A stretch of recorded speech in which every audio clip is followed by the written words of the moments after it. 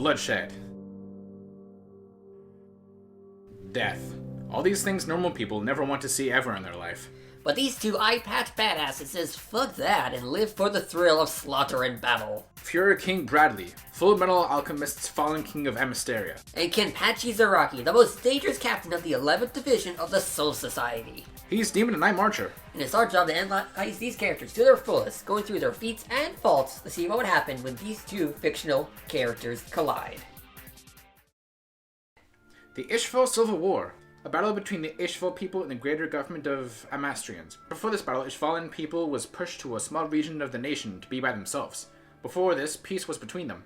Then a random Amastrian soldier just accidentally shot an Ishvalian kid, which ruptured a full-out scale battle between both sides once again. And thus the Civil War has started. Years this war continued on, until one man decided it was time for Order 3066 to happen. And what was this order? Well, listen up people with supernatural powers known as alchemy, just to go and wipe out the Ishvalians with relative ease, ending the war. All of this was commanded and directed by none other than the Amasterian hero and Fuhrer, King Bradley. I've got an idea. Retire!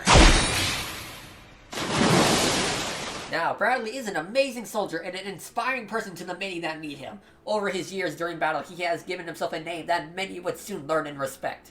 So much so, he even became the king of Amastria, at a young age, being trained to be the most dangerous man on the battlefield. With this, he became one of the most dangerous men in the Full Metal universe.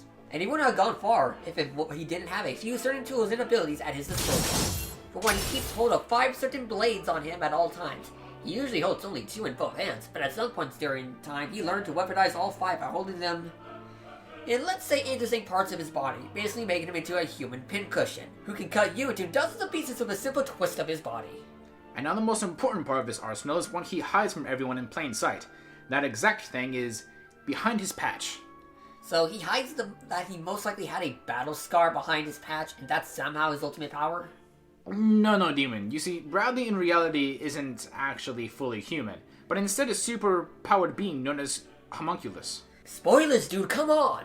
Oh, bah, if they're watching this video, they should have watched the show or read the manga by now.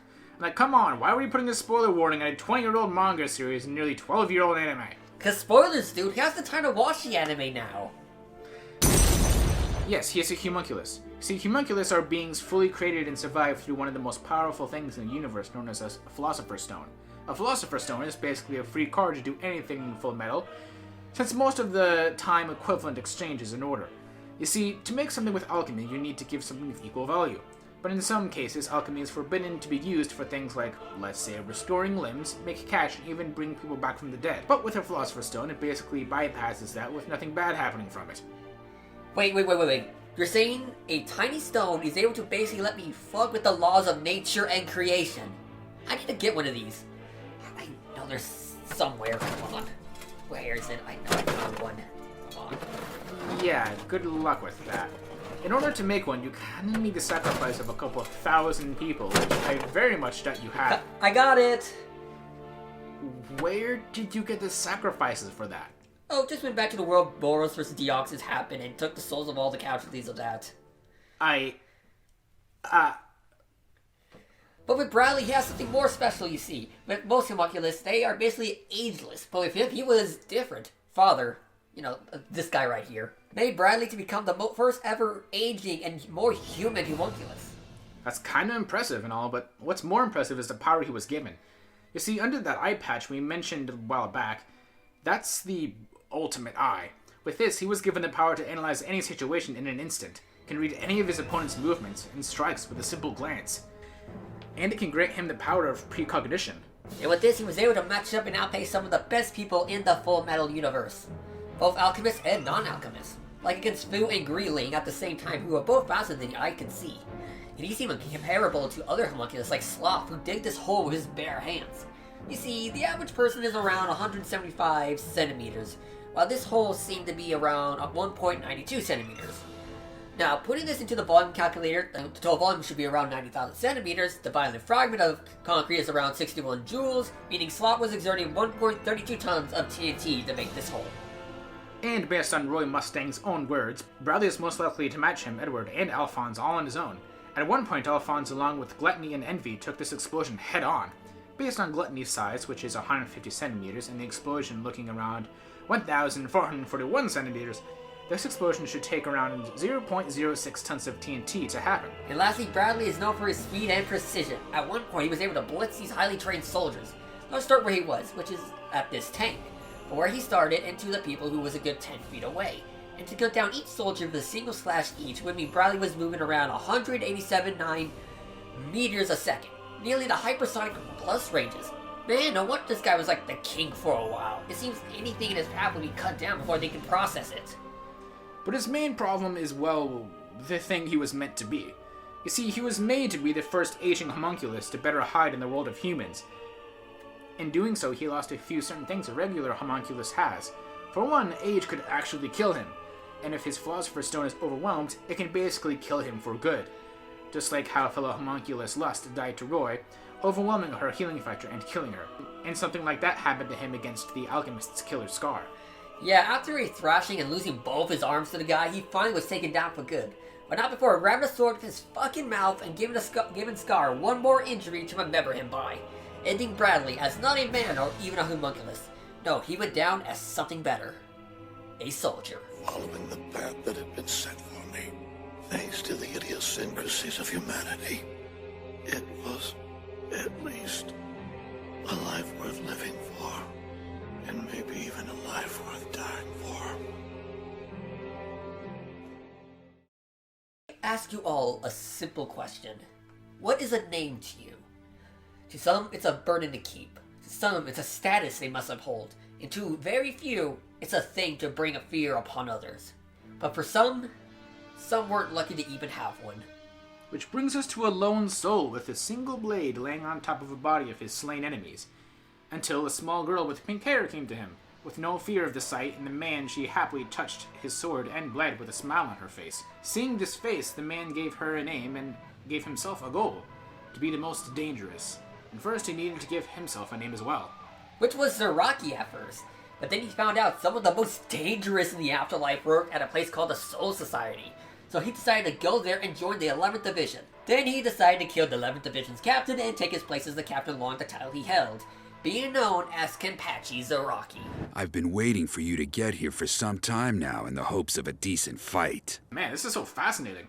Okay, you see, Kenpachi, the name itself, is a very special one if you know the meaning of it. You see, the name is only given to the strongest Shinigami, which Zaraki is in spades. The second he joined the Soul Society, he slain multiple hollows and very other bad spirits without breaking a sweat. And he wouldn't without a few certain things on him, like for one, his eye patch is not actually made to hide a badass scar, but to hold him back by eating up his Reshi. You see, Reshi is basically spiritual energy that powers the Soul Reapers and let them do amazing superpowers. And this eye patch actually gobbles up Reshi to hold him back. So no matter what happens when he removes the darn thing. Do you hear boss music? Oh, you're most likely being a little too paranoid. I don't know, Archer. Last time I heard this music, I got my ass kicked. Yeah, you are really just hearing things. Now, most importantly, in his arsenal is his Zanpakuto. You see... Holy shit, you're hacking! Long story. You see, a Zanpakuto is a weapon that each Soul Reaper has to purify and fight off spirits and hollows. And Zaraki, even though his blade looked like it took a beating, it has amazing power inside it. And being a Soul Reaper also means he can't actually be seen by normal people as well. They're basically a ghost, you see, and normal people with no spiritual connection, or just aren't dead, can't actually see a Soul Reaper or hollow. But that's nothing compared to what most Soul Reapers hold. You see, each one has a name to it called a bankai. Bankai is basically the way to awaken Zanpakuto's true power. But sadly, at the beginning, Zaraki never actually knew the name of his, like every other captain. To him, a sword is just that. A sword. A tool to kill with. It is kind of funny, though. The Soul Reaper who originally had no name never bothered to learn the name of his own blade.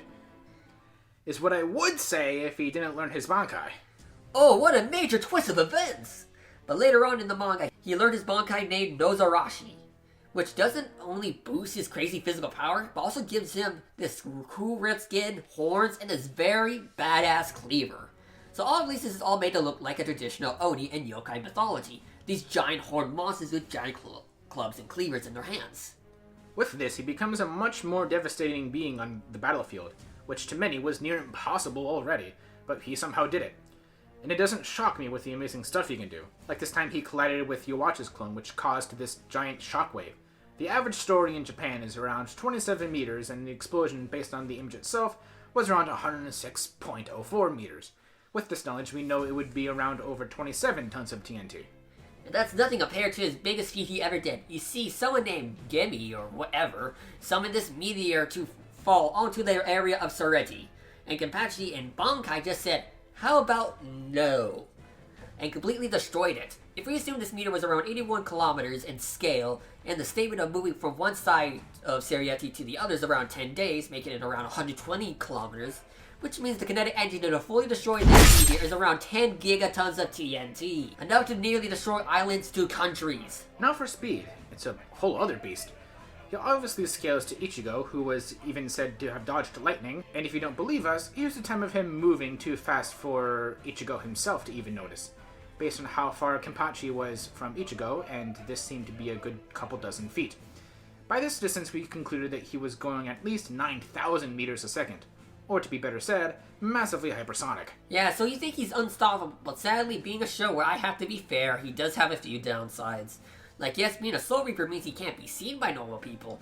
There is occasions where average people have actually touched and even damaged Hollows and Soul Reapers, so he can still be hurt by normal means. And he has the worst, and I mean worst, case of poor direction. Yet we are kind of skimming on weaknesses here, but that's mainly because Kenpachi is just so much of a powerhouse and a threat in the Bleach universe. You'll soon see why now thoroughly Soul Society history, the once nameless Soul Reaper, now will have his name be remembered for years to come. I think I can fight with no restraints at all. Okay, the combatants are set, let's settle this. Will King Bradley secure a better tomorrow for Amisteria, or will Kenpachi teach Bradley the true power of a blade? It's time for these two fictional characters to collide.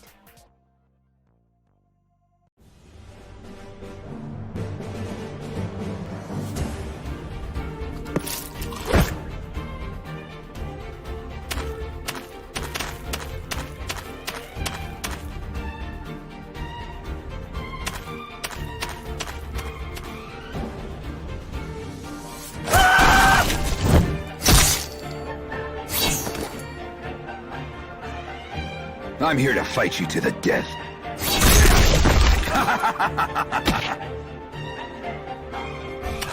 You had any sense at all, you would stay out of my sight.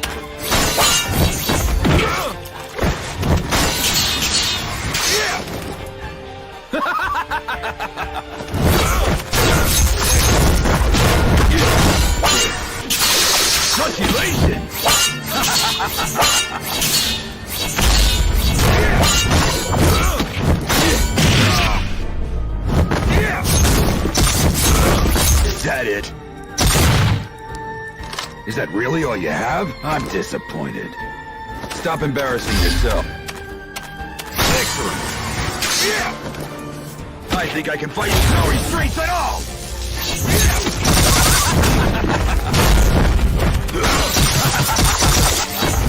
Excellent. Is that it? I want to fight more! That's good. I'm here to fight you to the death.